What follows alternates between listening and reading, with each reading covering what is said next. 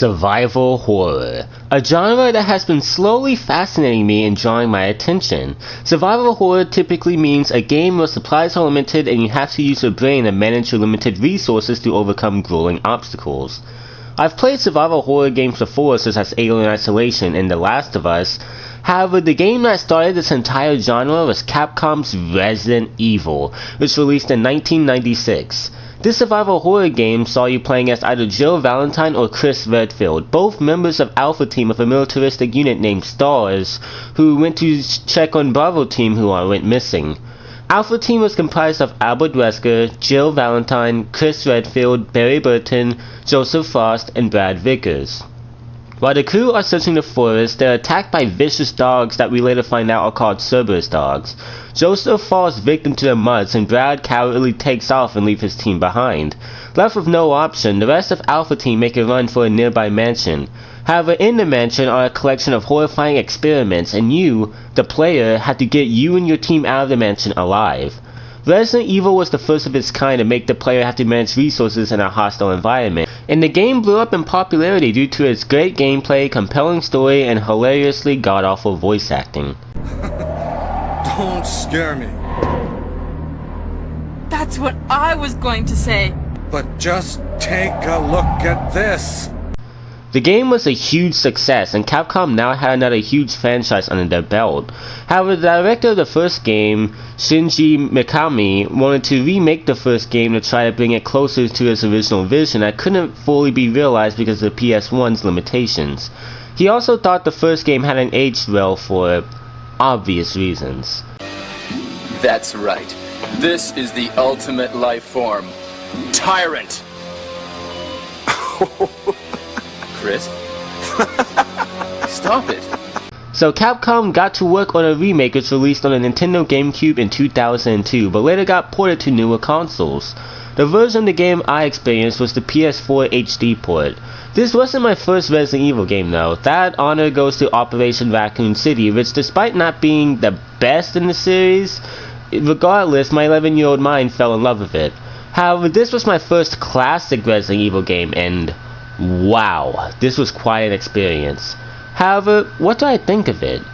Is this game justified in earning its amount of praise, or does its reputation make it underwhelming? But before I say anything, there's going to be one important rule to bear in mind during this review. Critiquing remakes are always more tricky than normal media since you have to constantly compare it to the originals. However, since I've never played the original Resident Evil and I've heard that the remake has the exact same gameplay but is, more of just an expansion, then I'm only going to be treating this as its own game, and I'm not going to be referring to the original.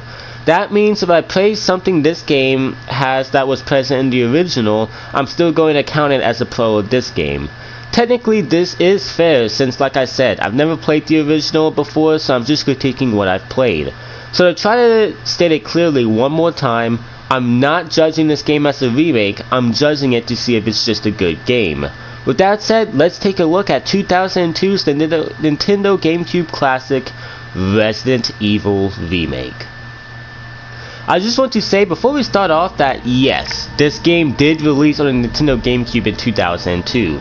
This game looks absolutely stunning for its time. And before any of you say it, yes, I'm aware this is the PS4 version of the game. However, all this version did was increase the resolution and clear up a few jittery looking things. What you're seeing is still mostly GameCube technology. In fact, check out some footage of the original GameCube version. Like I said, that still looks impressive, especially since this game released in 2002. One major reason for this because all of the backgrounds are pre-rendered. What that means is the backgrounds are all well-detailed rendered images as opposed to actual 3D models. This method was commonly used in games that released around this time, and the same method was used in the original Resident Evil games. Not only that, but the actual 3D models look really good for its time as well. However, a game's visuals are only half technology and half settings, so does this game have some good settings? Absolutely. As you travel through the mansion's claustrophobic corridors and rooms, each part of the mansion has personality and detail throughout. Everything from the welcoming but deadly mansion to the ominous outside areas to the mesmerizing but tense aqua ring to the unfamiliar and deadly labs. This game can craft some really good environments, all rich with detail.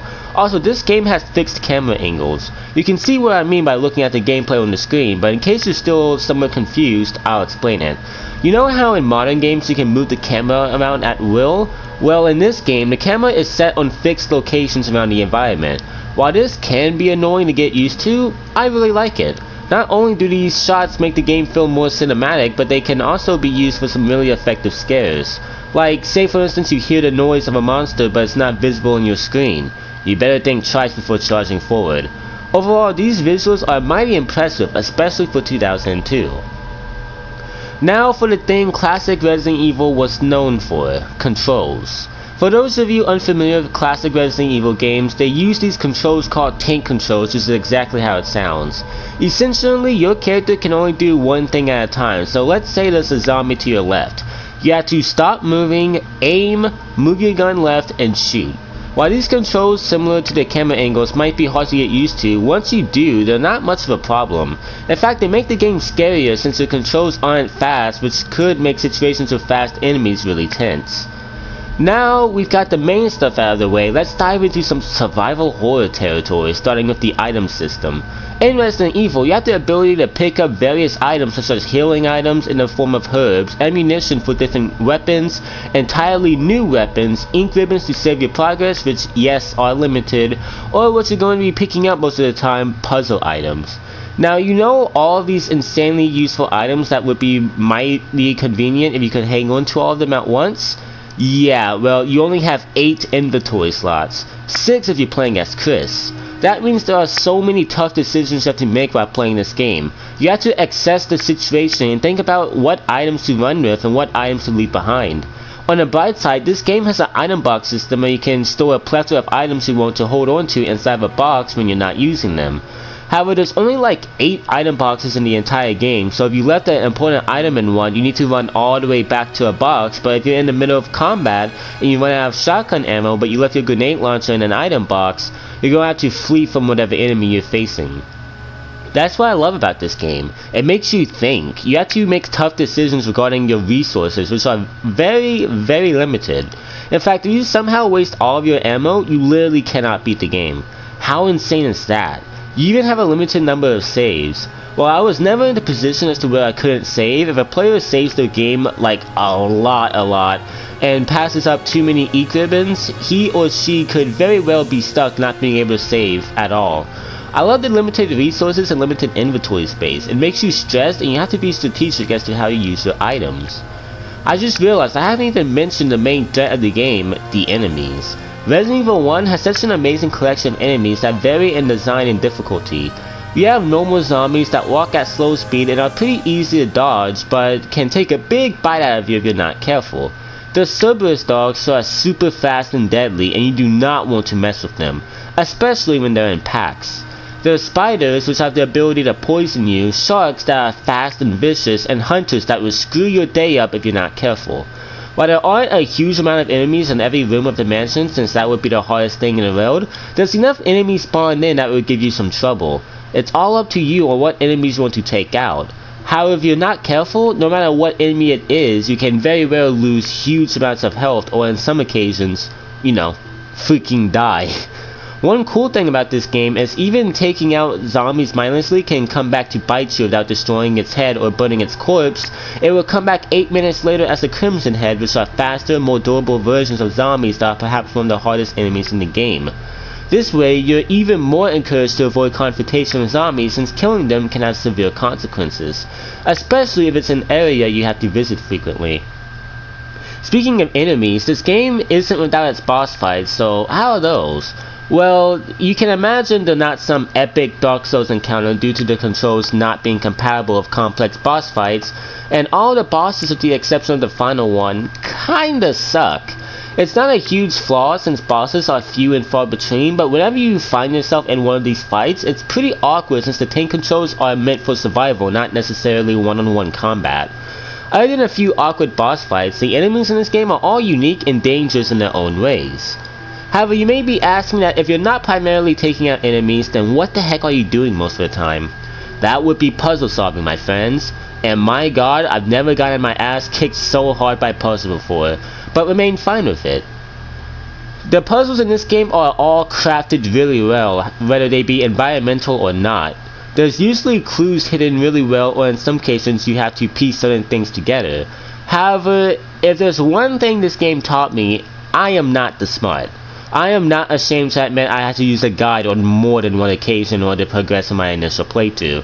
However, these puzzles are really well structured, and once I figured out what the solution was to some of them, I couldn't help but grin and be disappointed that I couldn't think of that sooner. Overall, the puzzles in this game are pretty nice, but now I get to start talking about one of my favorite parts of the Resident Evil series, the story. However, you know how you can play as two separate characters?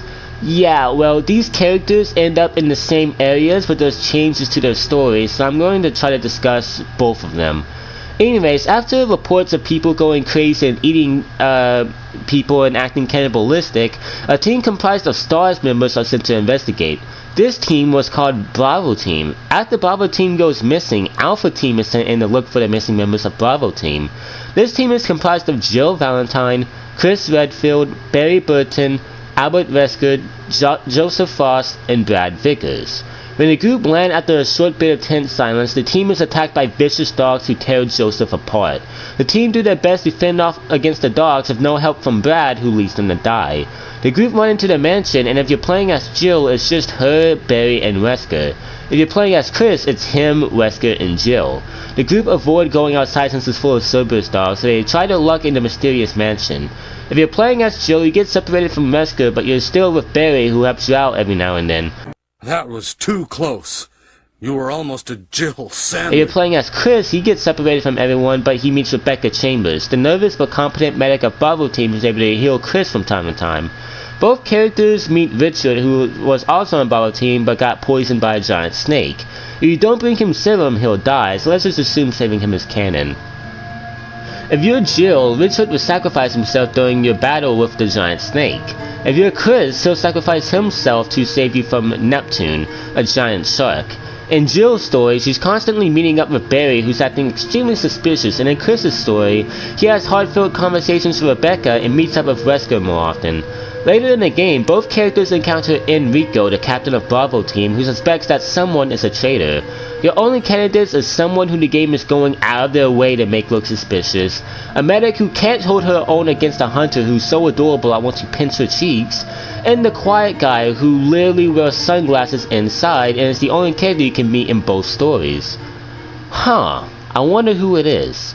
Enrico gets shot by the traitor hiding in the shadows, and the characters continue their journey. Oh, and if you're playing as Jill, Barry leaves you for fucking dead. If you're playing as Jill, you meet Barry at a tomb, and Jill is not a huge fan of being left for dead, but before she can get answers, Lisa Trevor shows up. Lisa Trevor is an exclusive monster in this remake who's one of the most memorable parts of the game due to having an interesting and complex backstory.